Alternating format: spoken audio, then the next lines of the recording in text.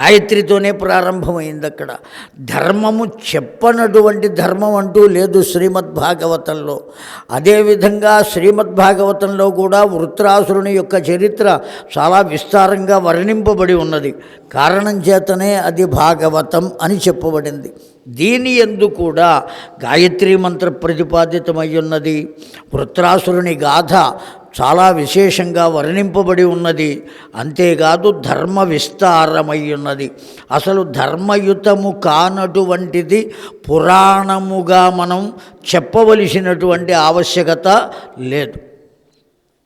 ప్రతిదీ ఏ పురాణంలో 18 పురాణములు వ్యాస భగవానుడు మనకు అందిస్తే ఆ వ్యాస భగవానుని యొక్క దివ్యత్వము చేత 18 పురాణములు ధర్మయుతమైనవే తప్ప అధర్మమైనటువంటి ఉండేటువంటి అవకాశం లేదు.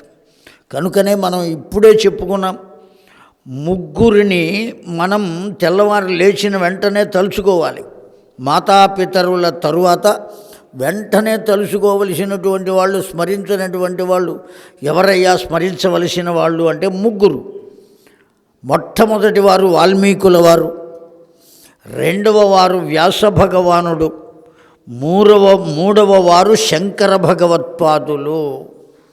వారి వల్లనే సాహిత్యం, యోగం, భక్తి, తత్వం ఇవన్నీ కూడా లోకంలో ప్రాచుర్యాన్ని పొంది మనమందరం కూడా పొందవలసిన దాన్ని పొందుతున్నాం. ఏ మనిషికైనా సంపద అనబడేటువంటిది కర్మను అనుసరించి అందుతుంది. దాన్ని ప్రాప్తి సూత్రము అని అంటాం. కానీ మనంతట మనం పొందవలసినది, మన సాధన ద్వారా తెచ్చుకోవలసినది, అత్యంత విలువైనది ఒకే ఒక్క వస్తువు ఉన్నది. ఆ వస్తువు ఏది అంటే చిత్తశాంతి అని చెప్పబడింది అండి. మనశ్శాంతి. అది ఎవరికి వారే తెచ్చుకోవలసిందే తప్ప ఇంకొకటి ఇచ్చేటువంటిది కాదు, బజార్లో దొరికేటువంటిది కాదు. ఈ మనశ్శాంతిని మనం పొందాలి అంటే ఒక్కటే మార్గం. ఏమిటా మార్గము అంటే ఆధ్యాత్మిక మార్గము. ఆధ్యాత్మికమైనటువంటి మార్గం ద్వారా మనం మనశ్శాంతిని పొందగలుగుతామే తప్ప ఇంకొక మార్గం ద్వారా మనశ్శాంతిని పొందేటువంటి అవకాశం లేదు. అనేక మంది, వేల మంది సభలో కూర్చోవచ్చు. ఇందులో మనశ్శాంతి ఉన్నవాళ్ళెవరో చెప్పండి అంటే ఒక్కరు కూడా చెప్పలేరు. ఆ చిత్తశాంతి దేనివల్ల పొందాలి అంటే కేవలం ఆధ్యాత్మిక తత్వం చేతనే పొందాలి. అయినా ఇప్పుడు నేను ఇక్కడ కూర్చుని ఎవరికి మనశ్శాంతి ఉందో చెప్పండి అన్న, చాలా కాలం నుంచి పురాణాలు వింటున్నా, ఆధ్యాత్మిక మార్గంలోనే ఉన్నా, ఎంతసేపటికి వీటన్నిటినీ చేస్తున్నామే కానీ పరమమైనటువంటి చిత్తశాంతిని మనం పొందట్లేదు. ఎందువల్ల పొందట్లేదు అనేటువంటి విషయాన్ని మనకు తెలియచేసేటువంటి ప్రత్యేకమైనటువంటి గ్రంథమే శ్రీమద్దేవీ భాగవతం.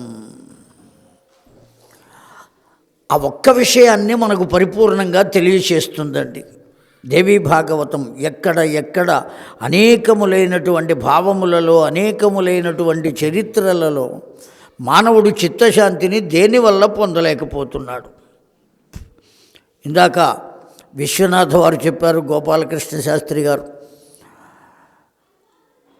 శ్రీమద్భాగవతం వింటే మోక్షం రాదండి, దేవీ భాగవతం వింటేనే వస్తుంది అని నిర్ధారణ చేసి చెప్పారు. శ్రీమద్భాగవతం వింటే ఏం కలుగుతుంది? మరి దేనికోసం వింటున్నాం? తరింపజేసే గ్రంథం అని అంటున్నాం కదా. మరి ఎందుకోసం వింటున్నామంటే మరణ భయాన్ని పోగొడుతుంది శ్రీమద్భాగవతం. జాగ్రత్తగా విందామండి. అప్పటిదాకా ఒక విప్ర బాలకుని శాపం చేత తాను మరణిస్తాడు అనేటువంటి భయంతో ఉన్నటువంటి పరీక్షిత్ మహారాజుకు శ్రీమద్భాగవత శ్రవణం చేత ఏం కలిగింది అంటే ఆ భయం పోయింది. నేను మరణిస్తానేమో అనేటువంటి భయం నశించింది. ఇప్పుడు తక్షకుణ్ణి నేనే పిలిచి నీ పని నువ్వు చెయ్యవయ్యా అనేటువంటి స్థితిని నేను పొందాను అని పరీక్షణ్ మహారాజు శుకయోగీంద్రుల వారికి చెప్పారు. భాగవతం అంతా అయిపోయిన తర్వాత శ్రీమద్భాగవతం నాయన శుకయోగీంద్రులు అడిగారు, నాయన ఇప్పుడు నీ స్థితి ఎలా ఉన్నది అని అడిగారు. అడిగితే ఏం చెప్పాడు పరీక్షణ్ మహారాజు? తక్షకుణ్ణి నేనే పిలిచి ఆ బ్రాహ్మణ శాపాన్ని అనుసరించి నువ్వు ఏం చేయాలో నీవు ఆచరించవయ్యా అని నేనే చెబుదామని ఆలోచిస్తున్నాను. ఎంత ధైర్యం ఉంటే ఆ పని చెబుతారండి. అంత ధైర్యం దేనివల్ల వచ్చింది అంటే శ్రీమద్భాగవత శ్రవణం వల్ల వచ్చింది. కనుక శ్రీమద్భాగవతాన్ని మనం శ్రవణం చేయగా ఎప్పటిదాకా చేయాలి శ్రీమద్భాగవతాన్ని అంటే అదుగో భయం పోయేంతవరకు, నా ప్రాణాలు పోతాయేమో అనేటువంటి భయం నశించేంతవరకు చేయాలి. అప్పుడు చిత్తశాంతి కలుగుతుంది. ఇంకో రకమైన బాధ ఉన్నది. నాకు గతి ఎలా ఉన్నదో, మోక్షం వస్తుందా లేదు మరల జన్మ ఉన్నదా అనేటువంటి ఆలోచన మళ్ళీ వస్తుంది. మరణ భయం అయితే పోయింది, కానీ మరల పునర్జన్మను గురించి భయం ఉన్నది కదా మనకు. ఆ భయం ఎలా పోవాలి అంటే శ్రీమద్దేవీ భాగవత శ్రవణం చేతనే ఆ భయం తొలగుతుంది. నాకు మోక్షం రాదేమో అనేటువంటి భయం లేకుండా నేను తప్పక మోక్షాన్ని పొందుతాను అనేటువంటి విశ్వాసాన్ని మనకు కలగజేసి తద్వారా చిత్తశాంతిని కలగజేసేటువంటి దివ్యమైనటువంటి గ్రంథమే ఈ శ్రీమద్దేవీ భాగవతం. భాగవతం అని ఎందుకు చెప్పుకున్నామో చెప్పాం. 3 కారణాలు ఉంటే అది భాగవతం. గాయత్రి అధికృత్యమై ఉండాలి, ధర్మ విస్తారమై ఉండాలి, వృత్రాసురుని చరిత్ర ఉండాలి. కనుక శ్రీమద్భాగవతం. అయితే ఆ శ్రీమద్భాగవతాన్ని బోధించినటువంటి వారు కొడుకు, విన్నటువంటి వారెవ్వరు? తండ్రి విన్నాడు. కొడుకు బోధిస్తే తండ్రి విన్నాడు. ఎవరి కొడుకు బోధించారు? జాగ్రత్తగా విందాం. వ్యాస భగవానుని పుత్రుడు శ్రీమద్భాగవతాన్ని బోధించారు. విన్నవారెవ్వరు అంటే పరీక్షణ్ మహారాజు విన్నాడు. దేవీ భాగవతాన్ని బోధించిన వారెవ్వరు అంటే తండ్రి బోధించాడు. విన్నవారెవ్వరయ్యా అంటే కుమారుడు విన్నాడు. శ్రీమద్దేవి భాగవతాన్ని విన్నవారెవ్వరు అంటే పరీక్షణ్ మహారాజు కొడుకు కుమారుడు విన్నాడు, జనమేజయుడు. బోధించిన వారెవ్వరయ్యా అంటే వ్యాస భగవానుడే చెప్పాడు జనమేజయునకు. ఈ పురాణం దేవీ భాగవత పురాణాన్ని వ్యాస భగవానుడే జనమేజయునకు బోధించాడు. వాస్తవానికి మొట్టమొదట చెప్పింది ఎవరయ్యా అంటే సాక్షాత్తు శ్రీమద్భువనేశ్వరి అన్నారు. ఆ భువనేశ్వరీదేవే చెప్పింది. ఎవరికి చెప్పిందిట?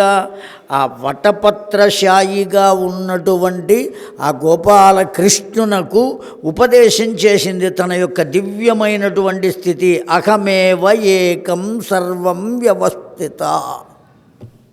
మొత్తం లోకంలో ఉన్నటువంటిది ఎవరయ్యా అంటే అహం ఏవ ఏకం, నేను ఒక్కతినే ఉన్నా, ఇంకెవ్వరూ లేరు. కనుక ఆద్యంలో ఉన్నది ఎవరయ్యా అంటే అమ్మవారు ఒక్కతే ఉన్నది. ఆ విషయం మనం ఇప్పుడు చెప్పుకుంటాం. కనుక అంత దివ్యమైనటువంటి తత్వం ఆ అమ్మవారు తనకు తానుగా ఆ వటపత్రశాయికి బోధించింది. దాన్ని మనకు ఎవరు చెప్పారయ్యా?